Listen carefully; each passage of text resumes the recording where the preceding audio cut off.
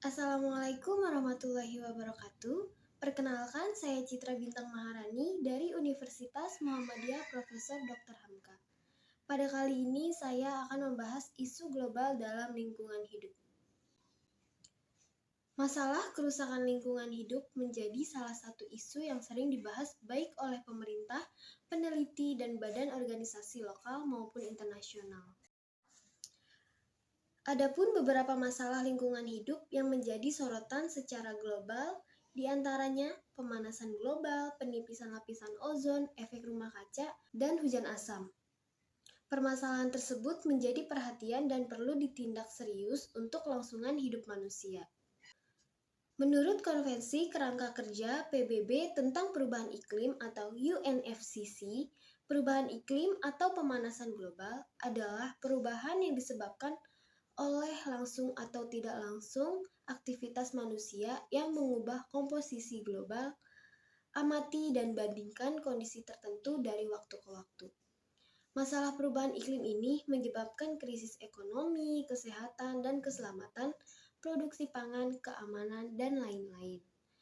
Perubahan pola iklim mengancam produksi pangan melalui peningkatan curah hujan yang tidak biasa, naiknya permukaan laut, kontaminasi pasukan air tawar pesisir, peningkatan risiko bencana banjir, dan penyebaran hama penyakit tropis ke wilayah lain.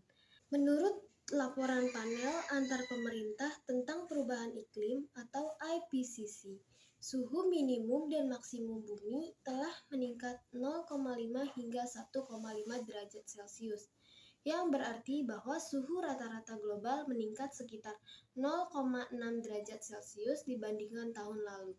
Pemanasan global praindustri akan menyebabkan suhu permukaan yang lebih tinggi dalam 5 tahun ke depan, dapat menyebabkan gagal panen, kekurangan air, dan kekeringan.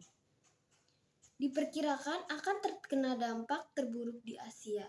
Produksi pertanian akan turun 30% di Cina dan Bangladesh. India akan mengalami kekurangan air dan 100 juta rumah penduduk. Pesisir akan kebanjiran melepaskan sekitar 18,35 miliar karbon dioksida per tahun, membuat atmosfer lebih kaya akan gas rumah kaca dan akan bertindak sebagai penyekat yang menahan lebih banyak panas yang dipancarkan dari matahari ke bumi. Selanjutnya, penipisan lapisan ozon. Penipisan lapisan ozon yaitu penipisan konsentrasi lapisan molekul ozon di stratosfer. Ozon adalah senyawa yang terdiri dari 3 atom oksigen atau O3. Sekitar 90% ozon di bumi ada di lapisan ozon. Di atmosfer, dekat permukaan bumi, ozon berbahaya bagi kesehatan. Tetapi di stratosfer melindungi makhluk hidup dan sinar ultraviolet yang dipancarkan matahari. Lubang di lapisan ozon menyebabkan lebih banyak radiasi yang mencapai permukaan bumi. Paparan sinar UV yang berlebihan dapat menyebabkan kanker kulit, katarak, dan melemahkan sistem kekebalan tubuh. Di sisi lain, peningkatan radiasi UV juga dapat menyebabkan berkurangnya hasil panen dan terganggunya rantai makanan di laut. Selanjutnya ada efek rumah kaca, yaitu adanya gas-gas pencemar atau polutan akan menutupi bumi sehingga sinar matahari yang berhasil menembusnya. Panasnya akan tertahan dan tidak dapat dilepaskan kembali ke atmosfer bebas. Dengan kata lain, suhu di dalam rumah kaca lebih tinggi karena panas tidak dapat menembus kaca.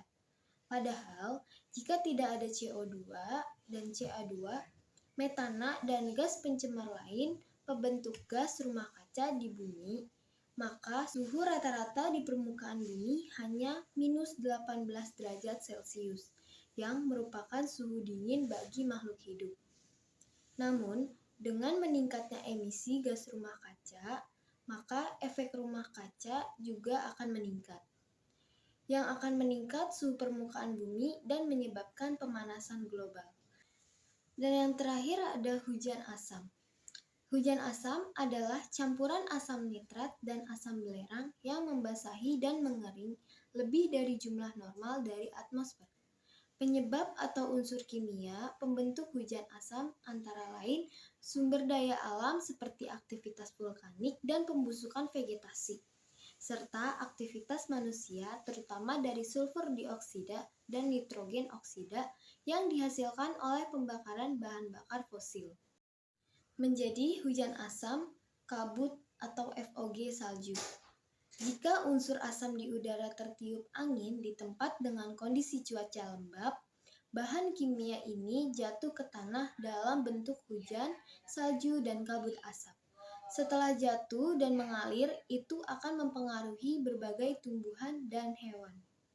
Nah, dengan memahami kerusakan lingkungan global, sudah saatnya sebagai anak bangsa harus memiliki sikap peduli lingkungan dimulai dari diri sendiri, bersama seluruh masyarakat, dan mendukung program pemerintah untuk kehidupan manusia global.